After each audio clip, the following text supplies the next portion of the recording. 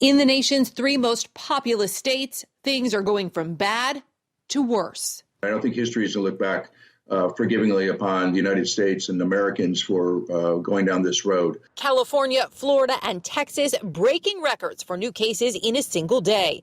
Texas pausing its reopening to, quote, corral the spread of COVID-19. In the greater Houston area, Texas Medical Center's normal ICU capacity is just over 1,300 beds. They currently have 5 available. We're running out of that time. The runway is short and our healthcare system is filling up, and we need to do everything we can as a community to fight this pandemic. One of the best ways to fight COVID-19, wear a mask. I think it's incredibly unfortunate that this has become so political. There's no statewide mandate in Florida, where more than 5,000 cases were added Thursday. It is scary here. Younger people are getting sick. Face coverings are required in hard-hit Miami, where the mayor is now considering fines for anyone who ignores his order. If we don't want to go backwards, the only option that we have right now is to order masks in public. This afternoon, the CDC announcing the actual number of infected Americans could be 10 times higher, roughly 20 million people. It's about 10 times more people have antibodies. New concern for pregnant women. The CDC reporting they may be at higher risk for severe COVID-19 illness, especially Black and Hispanic women. The agency also noting more young people are being infected and obese Americans, not just the morbidly obese, are at higher risk. This as new hotspots describe a scene that sounds eerily similar to New York in late March. We are exhausted, reusing PPE, doubling our drive-through capacity, doubling our respiratory capacity, and it isn't enough. This morning, we are hearing more from the newly appointed Wilmington police chief who fired 3 veteran officers during the chief's first day on the job. Now, those officers are accused of using racist language while discussing protesters, and it was caught on one of the officers' in-car camera. Wilmington PD released documents quoting the recording. Corporal Jesse Moore discussing an arrest he made. He called a woman the N-word multiple times before saying, quote, she needed a bullet in her head. Officer Piner tells Moore he feels a civil war is coming.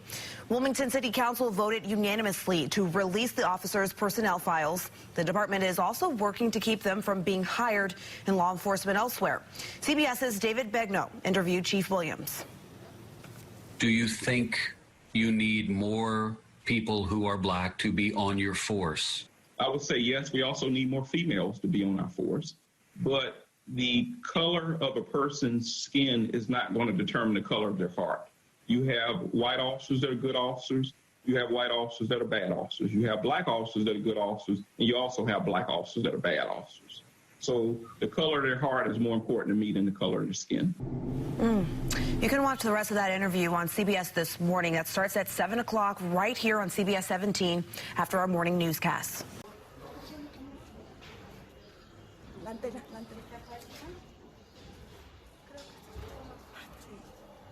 Está suave, pero muy.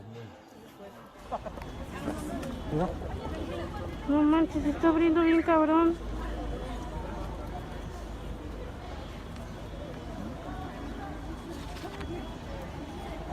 Mira, ¿sí lo tomaste? Sí. Ahí me lo pasas. Para el niño.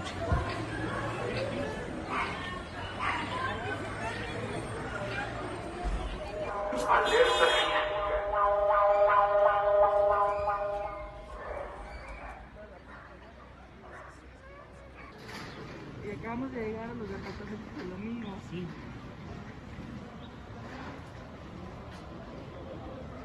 Agarra a ver, sí estoy grabando.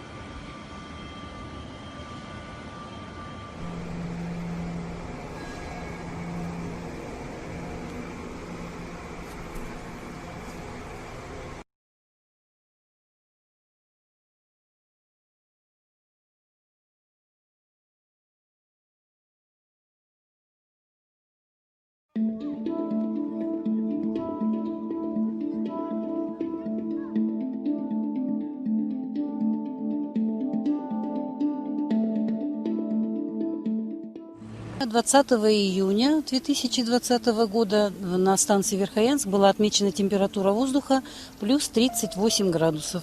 Это является сейчас на данный момент абсолютным рекордом, потому что последний раз для этого пункта такая температура ниже 37,3 наблюдалась в 1988 году.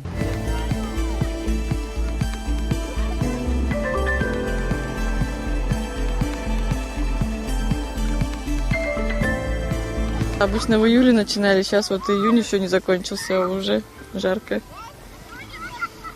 Как тебе? На пляже нравится? Угу.